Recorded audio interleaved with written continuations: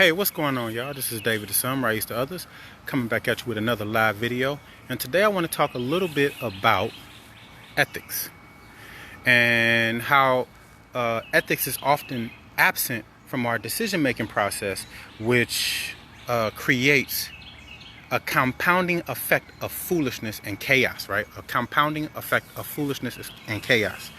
One of the things I want to point out is that in 1965, Daniel Patrick Moynihan wrote a report called the Moynihan Report.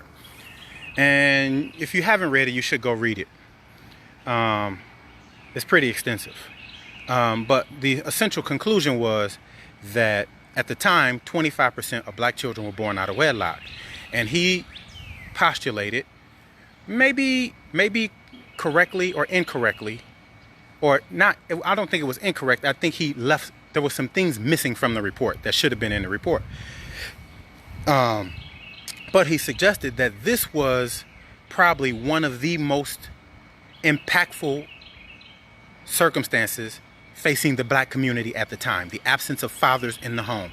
And at 25%, he said this was going to have a catastrophic effect. So what happened was black intelligentsia attacked. They called him racist. They said that he was sexist. He hated black women, right? And so all these pieces came out, and the heat on him and the government at that time was intense, right? So instead of developing solutions to the conclusion that the report had drawn, they did nothing. In fact, they did the opposite of nothing. They started supporting. They started giving support, like bolstering support, financial aid, housing aid, things of that nature, right? And they did it in a way where it wasn't directed at the black family, but the welfare system was designed to help who it helped. And now in 2018, 74% of black children are born out of wedlock, right? So we had a chance to address this problem when it was at 25%. We opted not to, right? Because what we chose were the immediate support. So these children don't have fathers in the home. They're going to need help. So they just design a welfare system to act as a net to catch these people up. But that's not what it did. And because that's not what things tend to do. So now, 65 years later, the problem is beyond repair. It's unrepairable. And the reason it's unrepairable is because we have 65 years of single mother culture now. Now it's the culture, right? So to talk about marriage and family makes you an oppressive dictator. You're an oppressive dictator if you talk about marriage and family. So the point, the reason I bring up ethics, because people will say, like, what does ethics have to do with this, right? When you look at things from an ethical perspective, what you have to evaluate is not just what's good for today, right? Like what's good for tomorrow and next year and 10 years and 20 years down the line, right? So when I make my decision today, my decision should include all of those things. So we make decisions in the immediate circumstances that have transgenerational impacts that we won't suffer the consequences for, right? So remember this. Today, we live in the context of the choices that the people before us made. So when you think about that, now you have to think about the choices that you have to make today differently, right? So what do you want? It was Stephen Covey in his book, 7 Habits of Highly Effective People, who said, you begin with the end in mind, right?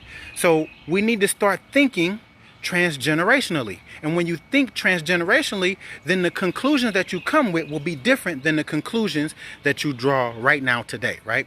Because if I make my conclusions based on today, then and I don't see what the impact is in the future in the next generation, right?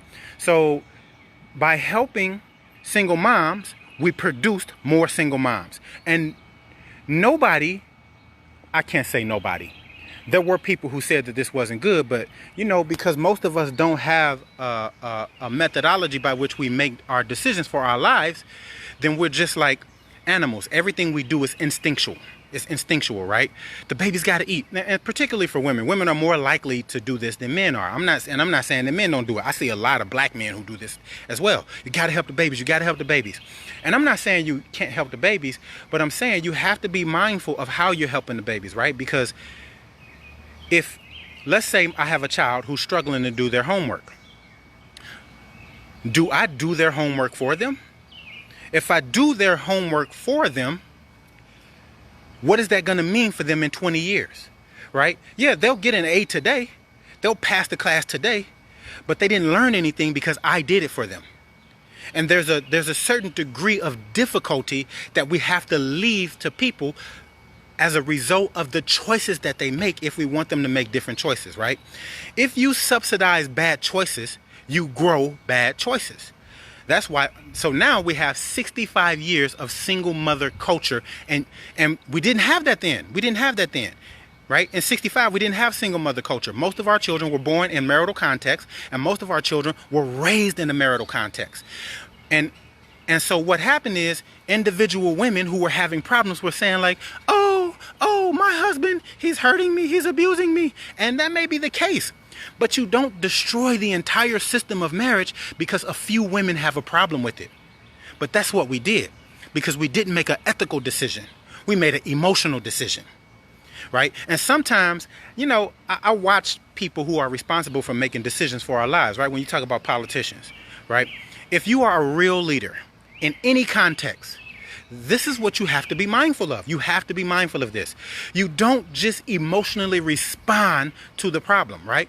Because if you emotionally respond to the problem, the possibility of the margin of error increases with each generation because the problem compounds. It compounds, right? So you have to be not only worried about the individual in the circumstances, but also what the impact of your choice is going to have on the system itself, right?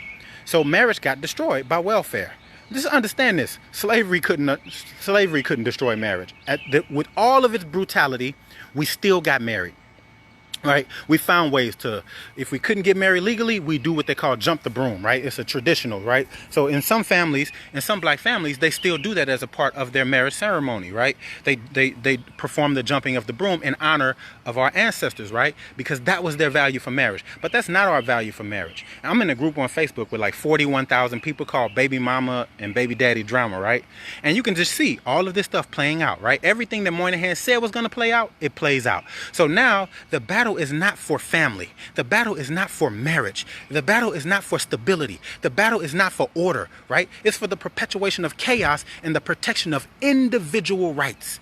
But there's no such thing as individual rights, right? Because we are all networking connected. We are all networking connected. So this woman said to me in that group yesterday, should I be forced to stay in an unhealthy relationship?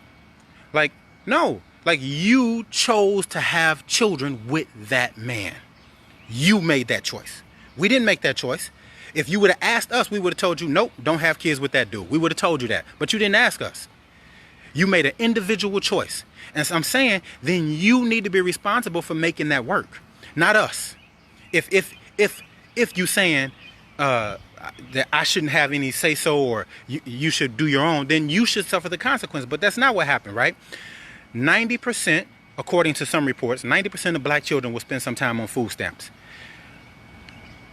Yet none of us have reevaluated the context or the situations under which we have children in.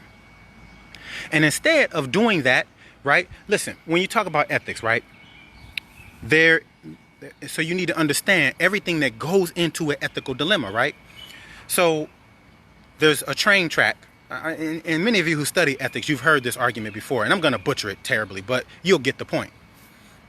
So there's a train track, and ahead of the train track are 10 people on the track. There are 10 people on the track. Now, they're working on the train track, and they don't know this train is coming, right? They don't know this train is coming, but the train is coming fast. And so by the time the train get the information that these people are on the track, it's going to be too late for them to stop. So these 10 people are going to die. But there is enough time to derail the train to a depot, right? To go around those 10 people. But then there are 3 people working on that train track. So somebody's going to die. There's no way out of it. Somebody's going to die in this situation. But you have to decide, are the 10 people going to die or the 3 people going to die? Now, amongst that 3 people is Albert Einstein. Albert Einstein is in that group of 3 people. And we know the value, the human value that Einstein has to humanity, right? E equals mc squared. If there's no E equals mc squared, this video is not happening, right? The convenience of this video is not occurring. So the question is, do we go without, do we derail the train to save 10 people versus 3 people, but amongst the 3 people is Albert Einstein, right? That's the kind of information that needs to be available in the choices that you make, right? Obviously, like, it's insane to think that anybody wants children to starve. But do we want to completely destroy the family system? Because that's what we did. We completely destroyed the family system. We don't get married, and when we do get married, we can't stay married, right? And so people talk about unhealthy relationships, but nobody has healthy relationships. There's no healthy relationships anywhere. So while people are arguing, do you want somebody to stay in healthy relationships? It's not like these systems have made relationships healthier. They haven't. They've destroyed the only system. Because listen, everybody crazy. How about that? Everybody's unhealthy. How about that? Everybody's subject to sin. You know, sin. The word for sin, I forget what the word is, but I understand the meaning. In Greek, it means like to miss the mark. Everybody's gonna miss the mark, right? So if you have children, then yes, I'm sorry. I do want you to stay in this unhealthy relationship, and I want you to do the best you can to make that unhealthy relationship as healthy as you possibly can for the benefit of those kids. At least for 18 years. I keep saying this. You owe your kids 18 years. And if you can't give them 18 years, don't have kids with that person. If you can't see yourself committed to that person for at least 18 years. Because the co-parenting thing, it doesn't work. It's just, what I'm telling you is, it's more of the same, right? As you bolster the network to support dysfunction, dysfunction increases. Dysfunction increases. So instead of our children finding better ways to be married, they find better ways to escape marriage. And we have networks. Like I said, we have a whole culture of single motherhood. We have welfare, we have Section 8, we have we have choirs that sing songs of celebration and honor of single motherhoods, right? And so now you a fool if you a woman and you stay in a marriage, right? And here's the thing, right? When you're talking about a lifetime commitment, there's going to be ups and downs. There's going to be some years, not good years. There's going to be some years that are not good years, because that's the reality of life. Life is trying. Life is trying, and it tries us. And what's supposed to happen is the 2 people are supposed to hunker down. They're supposed to look at the problems from a philosophical perspective, saying, all right, what's the problems, right? But that's not what people do. People look at the problem from a narcissistic perspective. What's best for me? And because people choose what's best for them, the rest of us suffer with impunity, right? Like, there's no way to check the person who's making us suffering. So this woman think, why don't you mind your business? But you saying that, but you on welfare, and the government is paying with my tax dollars to go after the dude for child support for money he don't have because of the poor education that the government gave him. And so you start to see like like you don't see it, but the entire society is unraveling. It's unraveling. And your children and your grandchildren and your great-grandchildren, they are not going to live the quality of life that even you live, right? The quality of life you live is a result of, and I hate to say this because I'm not saying I hate all boomers. I'm saying the boomers as a collective are the ones who undid this. They undid the family structure, right? They were a part of how feminism became so dominant. They are a part of how the welfare system was so boasted. They are the reason that really the whole family structure has just been dismantled for the idea of individualism, right? Without balance, right? You need individualism, but you also need collectivism. You need both, and they need to work in in a cohesive manner. But that's not what we have. We have toxic individualism. Toxic individualism. Right? Where, you know, this one woman said, she wrote an article. I might post it on my page again later. I posted it before. She said one person can go to the courts and unilaterally demand a divorce to which the other person has no recourse. If my wife wants a divorce, she's getting a divorce. It's called, it's a shame I forget it. But it's the process where it's not that we go to a judge and the judge looks at our family scenario and say, no, this relationship can be saved. You two need to work on this for the benefit of the kids, right? And understand that that divorce for children is what they call the adverse childhood experience, equivalent to that of sexual abuse and drug addiction, right? That's the impact that divorce has on children to that degree, right? But women want the right to divorce. And I only say women because women initiate the vast majorities of divorce. And some people may say that's legitimate, but listen, man, that's why we need to take serious the people we have kids with. You need to take that seriously, because if we don't take that seriously, then we just take you seriously, and you are making decisions that are going to have intergenerational effects on children. Children from divorce have a higher rate of divorce, and again, from an ethical perspective, it just keeps compounding. And so there are some Muslims out there who say, you know, Allah allows divorce, but everything that is allowed is not good. Right? Everything that is allowed is not good. And that's where ethics come in, right? Ethics is not about what's legal or illegal. Ethics is about what's the best course of action. What's the best course of action? What's going to give us the highest quality of life in the long run? In the long run, not just today, not just right now. In the long run, what's the best course of action? And you tell me for the people who are out there saying, do you want somebody to stay in an unhealthy relationship? What's the context of society? What's the value of society? How is society thriving? Do you see healthy people out there or unhealthy people? And so the question, when you ask, like, do you want me to stay in an unhealthy relationship? If it has the capacity to develop those people that you created with that person into better beings than it would if you were divorced, then yes, you need to stay in an unhealthy relationship, because that's the ethical thing to do, right? The ethical thing to do is not always the easy thing to do. It's not always the easy thing to do. So sometimes you have to stay in a marriage that is temporarily unhealthy. Temporarily unhealthy. Listen, you're a human being. You get sick all the time. Do that mean we should kill you because you got sick? No. Then why would you kill your family because the family is sick? No. Make the family healthy. Unhealthy marriages are always a choice. Always a choice. It's always a choice. And you can choose to have a healthy marriage if that's what you want to do.